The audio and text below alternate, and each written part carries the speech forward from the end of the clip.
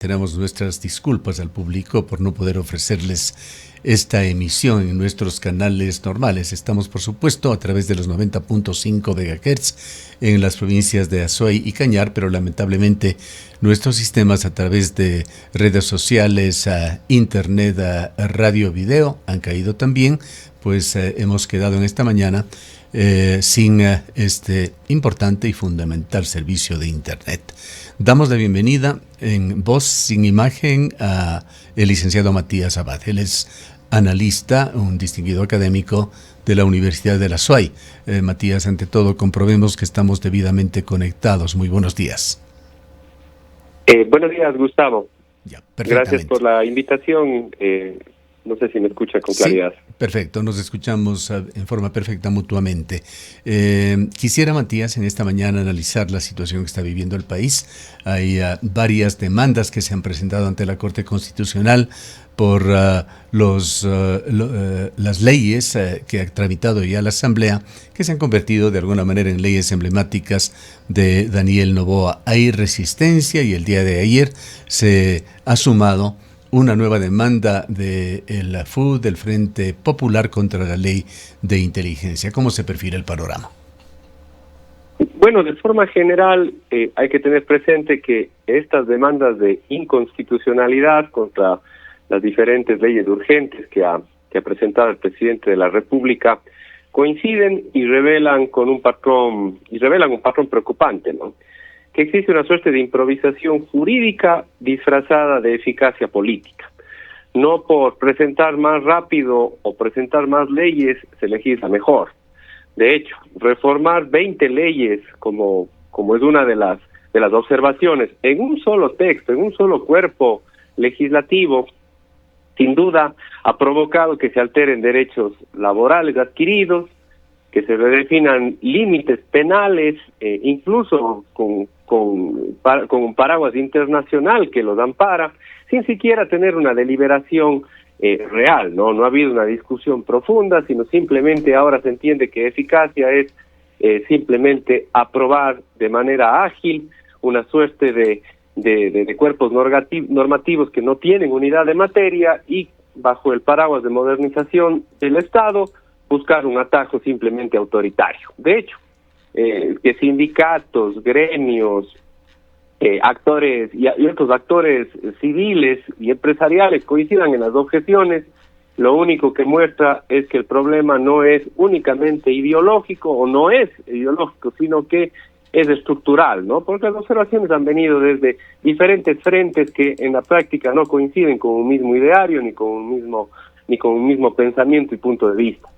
En este sentido, pues, esperemos que la Corte actúe con independencia, la Corte Constitucional, porque por lo menos estas normas deberían abrir un debate serio sobre la forma en la que se legisla en nombre de la emergencia o en nombre de las leyes urgentes. ¿Cuáles serían los aspectos más preocupantes, aquellos que se perfilen, diríamos, en forma negativa para el régimen, pero positiva para la Corte Constitucional?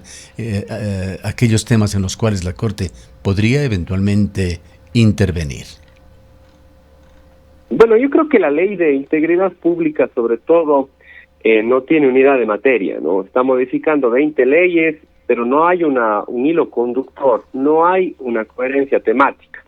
Entonces, en este caso hay violaciones de forma, de fondo, hay incluso alguna suerte de interpretación de posibles afectaciones a derechos laborales, ¿no? Por la eliminación de las compensaciones por retiro voluntario, las indemnizaciones, y sobre todo las reformas penales, ¿no? Que los adolescentes sean juzgados como adultos, que es un tema que tiene de alguna manera un paraguas internacional, un paraguas constitucional y podría tener asidero una demanda al respecto en el seno de la Corte, ¿no? Y también el tema de la transformación forzada de cooperativas en bancos, que ha sido presentado por la ASOFIPSE, que quizás podría tener sentido desde lo práctico, pero lógicamente pues tendría que establecerse un proceso mucho más organizado de esta transición, porque lógicamente son entidades que tienen finalidades y misiones distintas, ¿no? En el caso de la Ley de Solidaridad Nacional, creo que también hay demandas que cuestionan su compatibilidad con los derechos humanos fundamentales y con ciertos procedimientos penales, incluso ya algunos han sido analizados. Y en la Ley de Inteligencia creo que hay algo de falta de transparencia respecto a los gastos reservados y también cierto potencial de vulneración de los derechos civiles, por citar algunos casos que ya han sido presentados por diferentes gremios a la Corte y que podrían tener su aceptación y su trámite. Centrémonos por el momento con la Ley de Solidaridad Nacional, ya que esta está sujeta ya a la acción de la Corte Constitucional. La Corte ha enviado una comunicación a la Asamblea pidiéndole respuestas. La Asamblea tiene un plazo de 15 días para responder a la Corte con la responsabilidad de emitir criterio. Allí hay muchos temas. Está, por ejemplo, el del indulto presidencial diferido, que podría vulnerar el principio de igualdad ante la ley y el debido proceso. Está también el de donaciones con incentivos tributarios que pone en riesgo de privatización de funciones públicas y falta de control sobre el uso de recursos públicos. Allanamientos sin orden judicial, que afecta a la garantía de inviolabilidad de domicilio y control judicial previo. Y aquel tema muy polémico de grupo armado organizado que debilita el estándar legal para uso de fuerza militar y puede justificar operativos sin filtros adecuados. Son algunos de los puntos sobre los cuales tendrá que responder y argumentar la Asamblea. Sí, ya a lo que usted señala también se suma que de todos modos hay cierta ambigüedad en el concepto de conflicto armado, ¿no? Conflicto armado no internacional, lo cual pues da facultades excepcionales al Ejecutivo para poder accionar que no esté dentro de los controles de los otros poderes del Estado y de alguna manera podría restringir derechos. Claro. Sin declarar usted formalmente un estado de excepción que de todos modos está bajo el escrutinio de la Corte, ¿no? Correcto, solamente para nuestros oyentes, para aclarar, está refiriéndose usted al marco legal especial para conflicto armado interno, que es también parte de la Ley de Solidaridad. Correcto, también creo que de manera general existe cierta vaguedad en la definición de las atribuciones y las penas, ¿no? Que no hay una definición ni precisión respecto a la proporcionalidad y se podría también violar el principio de legalidad penal en el marco de este conflicto armado no internacional. Claro. Y lo que hace es la forma también es crear un régimen paralelo al estado de excepción sin revisión constitucional. Correcto, y eso le daría algunas facultades, ¿no? Como usted bien hacía referencia, ¿no? Facultades para el allanamiento sin orden previa y un endurecimiento de penas también medio desproporcionado, no realizado de una manera técnica y sobre, como usted bien señala, un cuerpo normativo paralelo que daría facultades al Ejecutivo y que no estaría dentro de este requerimiento o debido proceso para que pueda ser de alguna manera supervisado por la Corte Constitucional, ¿no? Entonces, creo que de forma general, de alguna manera volvemos al punto de partida en el sentido de que en aras de esta suerte de eficiencia, a la larga lo único que se ha logrado es generar muchos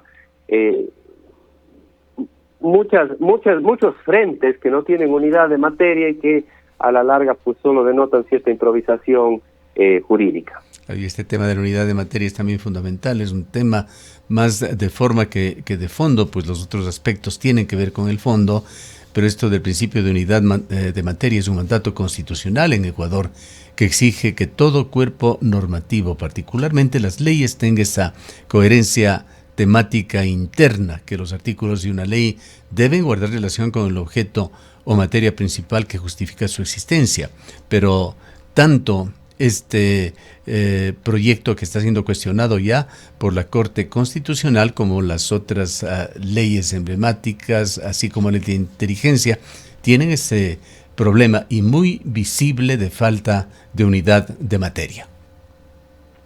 En efecto, ¿y por qué se exige este principio para aprobar cualquier ley? Bueno, porque primero evita el abuso del poder legislativo al impedir de alguna manera que se incluyan temas que no tengan relación en una misma ley, que es lo que está ocurriendo. Por otra parte, también se garantiza transparencia y claridad para que la ciudadanía, los legisladores también comprendan y debatan el contenido de una forma informada, ¿no? Porque las diferentes comisiones, pues no todos conocen sobre todo, no todos los expertos tienen conocimiento de las diferentes materias, entonces con eso se garantiza un debate mucho más específico y ante todo se protege el Estado de Derecho y el proceso democrático, ¿no? Se asegura que cada tema sea tratado con el debido análisis, sin esconder reformas que sean ajenas a la temática, que más bien busquen favorecer a un grupo político o a un sector en particular, ¿no? Entonces, por estos tres criterios que acabo de señalar, creo que hay bastantes elementos para que la Corte se pronuncie y de alguna manera pida ciertas aclaraciones respecto a los puntos que se han tratado, ¿no? Bien, y se encuentra ya en proceso en la Asamblea una nueva ley con el carácter económico urgente sobre las áreas protegidas. Van saliendo ya detalles de esta ley. No muchos ecuatorianos hemos tenido acceso al texto de la misma, pero hay protestas por ciertas certezas que se van dando en cuanto a las intervenciones que tendría el gobierno en áreas protegidas. Los principales temores es de que se vaya a facilitar allí los proyectos mineros metálicos. Sí, hay ciertas tensiones en esta nueva normativa de áreas protegidas que, bueno, en principio busca modernizar el marco jurídico, lógicamente mejorar la gobernanza y también incluir ciertas mejoras a comunidades y regular el comanejo de estas áreas, que creo que en principio y en espíritu está bien, ¿no? Sin embargo, ya empiezan a haber conflictos, a pesar de que no se tiene demasiada claridad del texto final, entre la conservación y las actividades extractivistas, ¿no? Puntualmente el tema minero y petrolero, dentro o cerca de las áreas protegidas, ¿no? Incluso con fallos de la Corte Constitucional como referente, como en el caso de Yasuní o en el mismo caso de Chocó Andino, ¿no? Entonces ahí hay un desafío respecto a cómo se va a tratar el análisis respecto a las amenazas de la expansión agrícola, cómo va a ser tratado el tema de la minería, legal e ilegal, y también de forma general cuál va a ser la delimitación de algunas zonas, ¿no? Que siempre suele ser el punto delicado, especialmente para las comunidades. Hay muchísimas inquietudes con respecto a la consulta previa que es mencionada de una forma un tanto ambigua aún dentro de esta ley, pero se teme que este derecho podría verse vulnerado en el texto final. Y por otra parte está la creación de una nueva autoridad, una empresa pública que asumiría el control de áreas protegidas. En el caso de la provincia de La Suay, por ejemplo, se piensa que eventualmente dejaría sin esa importante responsabilidad que tiene la empresa etapa de supervigilar al Parque Nacional El Cajas. Bueno, la consulta previa, más allá de lo que pueda decir cualquier normativa de orden jerárquico inferior, es un derecho constitucional, ¿no? Está consagrada en la Carta Magna, en su artículo 57, numeral 7, de los pueblos indígenas, afroamericanos y montubios, implica que deben ser consultados antes de cualquier proyecto o norma que pueda afectar sus derechos, territorios o formas de vida. Entonces, en ese sentido, cualquier nueva ley, incluyendo esta de áreas protegidas, que afecte a derechos colectivos, necesariamente debe someterse a consulta legislativa o prelegislativa, previa, como se le llama, con las comunidades, pueblos que estén en este momento dentro del área de afectación. No hacerlo, a la larga podría invalidar cualquier tipo de ley porque estaría oponiéndose a la Constitución. Por supuesto, más bien el problema recurrente es que a veces se realizan de forma tardía, de forma incompleta o sin una participación real, ¿no? Que es lo que ha ocurrido en algunos casos, y ahí se vuelven más bien unos litigios legales, unas demandas de inconstitucionalidad que se han ido resolviendo a largo plazo. Bien, no quisiera dejar de tocar otro tema, Matías, que tiene que ver con la energía en el país. En esta semana se ha anunciado el cierre de 8 centrales eléctricas, entre ellas Coca-Cola Sinclair, que es fundamental para mantener una situación normal en Ecuador. Y esto ha encendido alarmas ya sobre lo que puede suceder ahora y más adelante si eventualmente se da otra época de sequía. Lo cierto es que se está reflejando una conjunción de factores estructurales, operativos, administrativos de la empresa estatal y también geopolíticos que se están dando, como la decisión de OPEP+ en esta mañana de incrementar la producción por parte de los grandes países petroleros. Todo esto está debilitando y de una manera bastante sensible a la soberanía energética del país. Bueno, de hecho, para este año, los expertos advierten, si es que no existe un respaldo robusto en la generación energética, el déficit podría superar lo ocurrido en el año pasado, ¿no? Esto especialmente porque, como hemos visto en los últimos días, existe una serie recurrente de fallas técnicas, especialmente en centrales como Coca-Cola Sinclair, ¿no? Que es parte medular del tronco energético del país. Así es que seguiremos en este temor, en esta incertidumbre, si es que no existe una estrategia clara y efectiva respecto a cómo va a generarse esta nueva matriz energética que vaya más allá de estas soluciones temporales, vaya más allá de pedir al sector privado que avance con autogeneración, porque estaríamos finalmente expuestos a costes de manera recurrente en los próximos años, ¿no? La clave sería alcanzar una generación térmica que sea confiable y avanzar hacia la diversificación de nuevas fuentes de generación energética, ¿no? Pero todavía no hemos visto o no se ha presentado todavía al país una estrategia clara que nos dé un horizonte a largo plazo que nos permita de alguna manera tener una perspectiva de ser autónomos, autosuficientes en un plazo determinado. Y aparentemente Ecuador va a quedar nuevamente en manos de Colombia, pues el sistema eléctrico nacional está enfrentando un déficit potencial de unos 1.000 megavatios. Esto lo ha señalado un organismo particular, el Consejo Consultivo de Ingenierías y Economía. Señala que hay una brecha técnica que pone en duda la viabilidad de mantener la continuidad de servicios si es que no hay apoyo externo, particularmente de Colombia. 1.000 megavatios debería aportar Colombia. Recordemos que hubo algunas dificultades para mantener 400 megavatios como contribución de Colombia al sistema interconectado de Ecuador en la crisis pasada. Y además eso nos pone en una situación de riesgo de dependencia, ¿no? Como usted señalaba, también hay un tema de vulnerabilidad geopolítica, porque finalmente si Colombia, por la razón que sea, sabiendo que es un presidente que tiene a veces definiciones políticas bastante inciertas, si decide restringirnos la exportación de este recurso, pues finalmente como país quedamos expuestos, ¿no? La planificación eléctrica nacional básicamente se ha vuelto reactiva y está sujeta a estas decisiones externas. Así es que, lógicamente, no estamos controlados por Colombia, pero nuestra soberanía energética sí está debilitada por no haber diversificado a tiempo ni haber garantizado el respaldo térmico confiable, ¿no? Así es que debemos evitar caer en este espejismo de que nuestro vecino nos va a salvar siempre, porque también va a estar sujeto al humor y al día a día también del presidente de Colombia.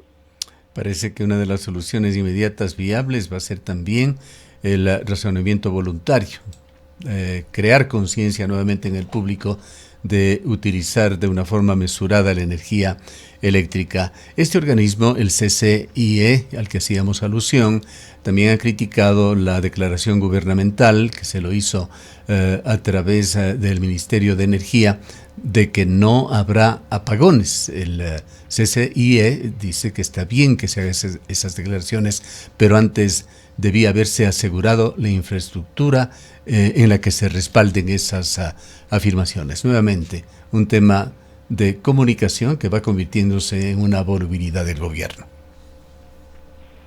Sí, justamente, y ya se empiezan a escuchar primeras iniciativas, ¿no? Como decía hace un momento, se ha hecho ya un exhorto al sector privado de que puedan abastecerse con su propia generación y eventualmente, entiendo, cuando la situación se complique, por lo pronto más bien las lluvias y entiendo que la reserva de Mazar está goza de muy buena salud, ¿no? Pero a medida de que avancen las épocas de sequía, pues esto puede empezar a desembocar nuevamente en estiaje y por ende en racionamientos y en todas las problemáticas que ya conocemos, que año a año se han suscitado en las épocas, especialmente cuando las lluvias paran. Bien, para concluir, Matías, ¿cómo se ve el panorama en el mediano y largo plazo para el país en el marco del gobierno de Daniel Noboa? Bueno, creo que hay varios frentes que todavía no se ha generado una estrategia clara, o por lo menos no se ha presentado a la ciudadanía una estrategia clara. Creo que el tema de la inseguridad sigue estando muy, muy latente. De hecho, si analizamos las estadísticas de muertes violentas, siempre del indicador medular al momento de analizar la inseguridad, vemos que este año, o en lo que va de este año, el índice de muertes violentas se ha incrementado en alrededor del 50% frente al mismo lapso del año anterior, ¿no?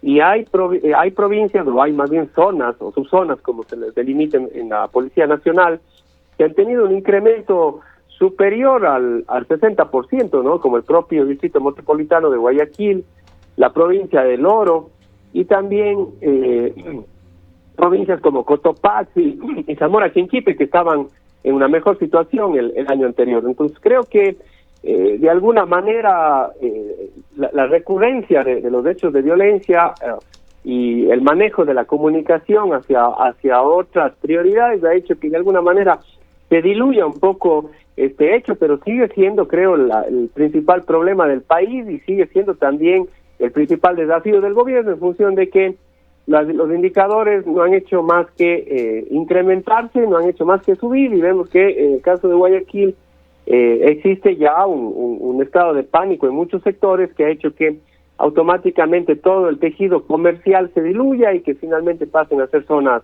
abandonadas.